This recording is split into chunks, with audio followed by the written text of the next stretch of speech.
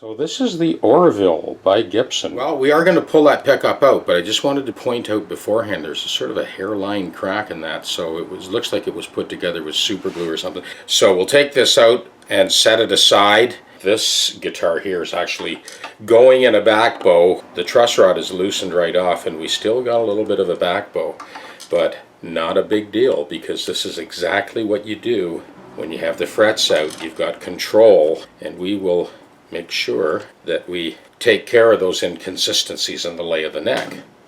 So we'll wrap this up and set it aside as we get on with our fingerboard leveling and fret work. Keep this safely out of the way.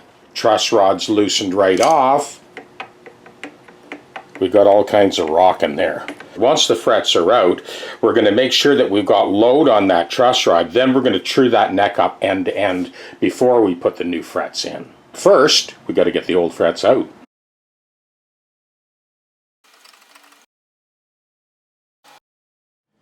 So before I get started on this one, I wanted to show you what we ended up with. Now you can see that this is actually going in a bit of a back bow. Okay, this is the opportunity to correct this neck once and for all. So what I'm doing is I'm marking the high spot. We're going to true up the whole fingerboard, but we're going to take care of this high area first, then we'll go full length. So I'm starting with this 5.5-inch block to correct this portion of the fingerboard first. And we'll check it as we go. Now, I've mentioned this in other videos, but you do have to be careful not to roll off that outside edge. When we're all done, this should actually feel a little sharp to the touch. And that's because we need to be able to seat the underside of the fret crown of the new frets right tight against the wood of the fingerboard. Okay, let's stop and check. We still got a high spot and it's mostly in here.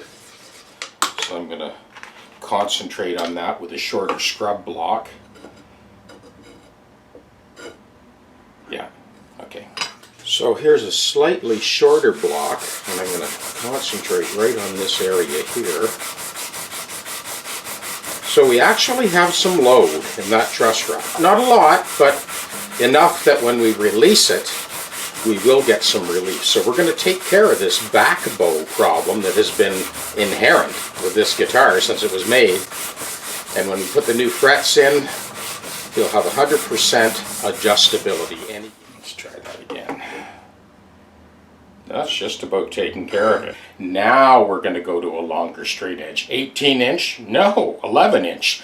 And we're going to shoot that fingerboard along the trajectory of the string path, and this will automatically duplicate the original radius. No radius blocks here.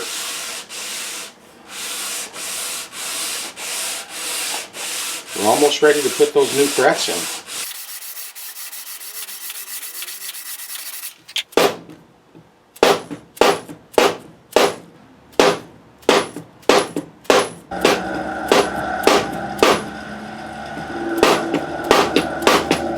Bring you in close. This is the wrap up on Kevin's Les Paul, his Orville by Gibson Les Paul model.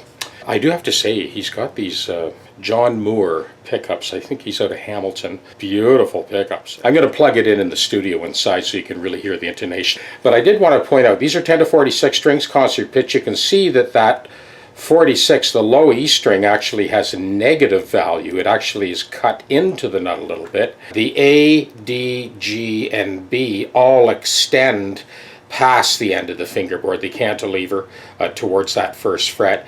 And with the first string, there's just a hint of cantilever towards that first fret. I did add 3 very thin washers to buy back a few more threads of adjustment, because what was happening with this guitar, it was going in a back bow.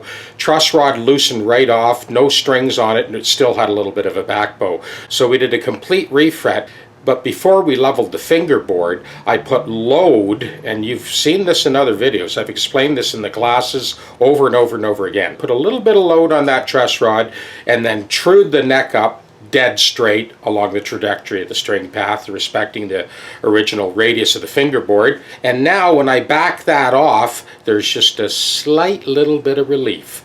So now we're in the driver's seat, the thing plays smooth as butter, and it's perfectly in tune, and you'll see in a second. We've dropped a complete set of 151, so 51 thou high and 100 wide. These are the John Moore pickups. We're going to plug it in a second, and you can hear the intonation and, well, hear the guitar. Okay, let's get through our tuning demo first. I'm playing open string and then 1st fret note, open string and 12th fret, and then 7th fret and the corresponding 19th fret note on each string, one at a time. So here's a low E string.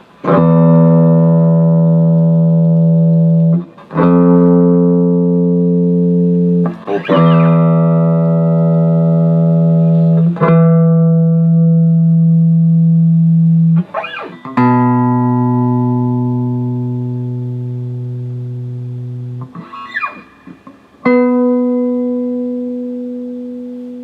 A string.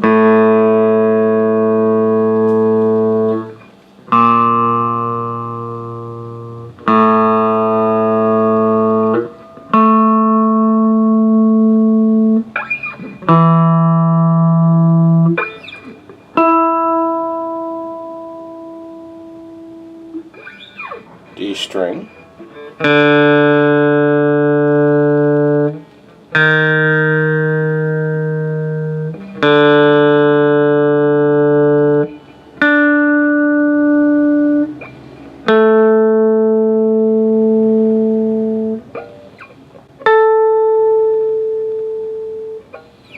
And G string.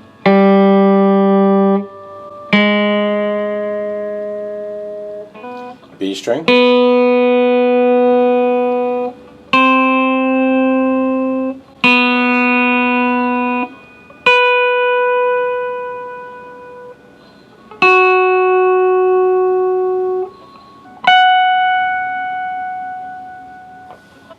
And the high E.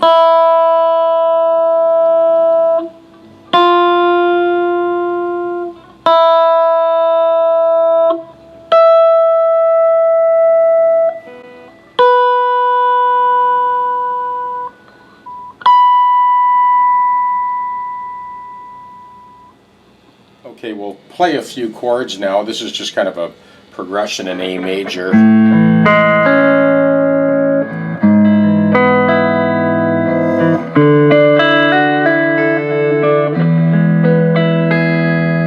Here's our neck pickup.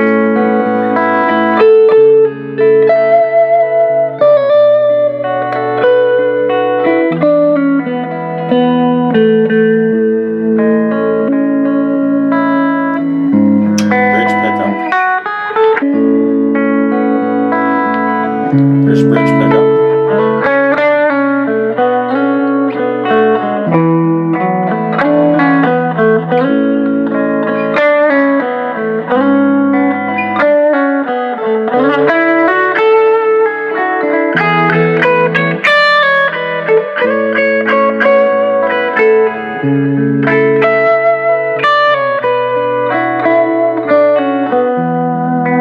Both pickups.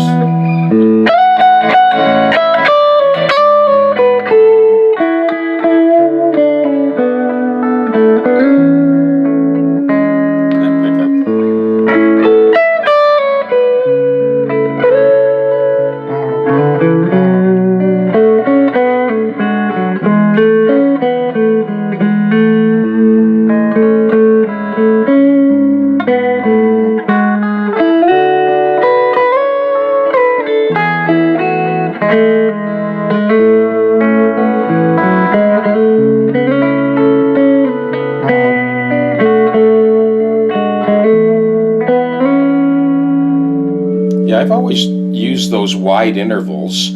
In this case, it's a tenth with a minor second on the top to act as a litmus test for.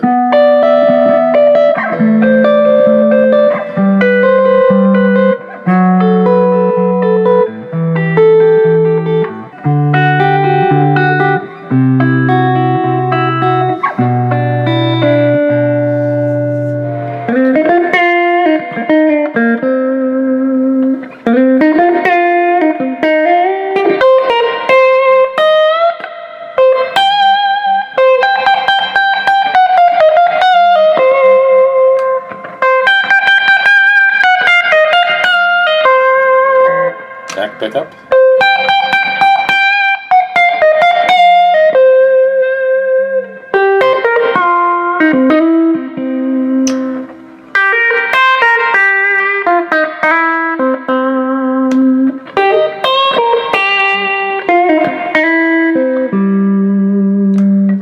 Definitely three distinctly different sounds.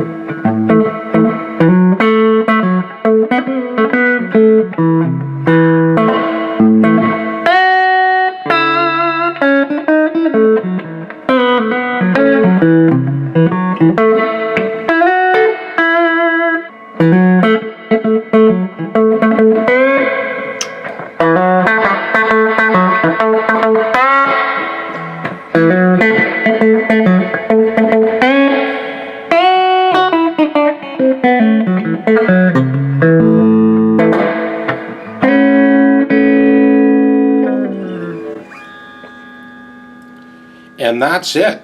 Orville by Gibson. And those, once again, are John Moore pickups. John is a fella out of Hamilton, Ontario that makes pickups. Bridge pickup. Neck pickup. And once again, both.